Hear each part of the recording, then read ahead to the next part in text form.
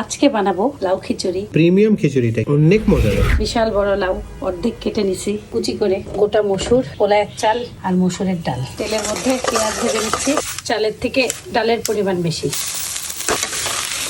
লাউ কোরানোটাকে এভাবে করে চিপে চিপে পানি ফেলে দিতে হবে। চালের সাথে লাউটাকে দিয়েও ভালো করে ভেজে নিতে হবে। লবণ, দারচিনি, এলাচ, লং, আদা বাটা, জিরা গুঁড়া, মরিচের গুঁড়া, রসুন বাটা খুব সুন্দর করে ভাজতে হবে।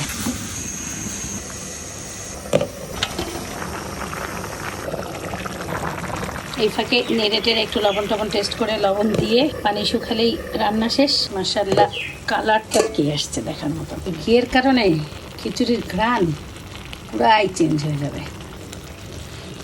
দমে থাকবে। নামানোর আগে একবারে নেড়ে চেড়ে আপনাদের আরেকবার দেখা দিই। একদম পারফেক্ট লুক। তেলের উপরে সিদ্ধ ডিমটাকে হলুদ আর লবণ দিয়ে ভেজে পেঁয়াজ আর কাঁচামরিচ এভাবে ভেজে দেয়। পোলাওতে খিচুড়িতে এখানে করে মানুষজন খায়। আমার কাছে এটা খুব ভালো লাগে। কোনো মশলা টশলা কিছু দেওয়া লাগবে না। পেঁয়াজ আর কাঁচামরিচটা একবারে লাল হলে এই ডিমের উপর দিয়ে দিতে হবে। পেঁয়াজটা খেতে যা লাগে না, জিহ্বাতে জল পড়ছে। প্রিমিয়াম খিচুড়িটা অনেক মজাদার।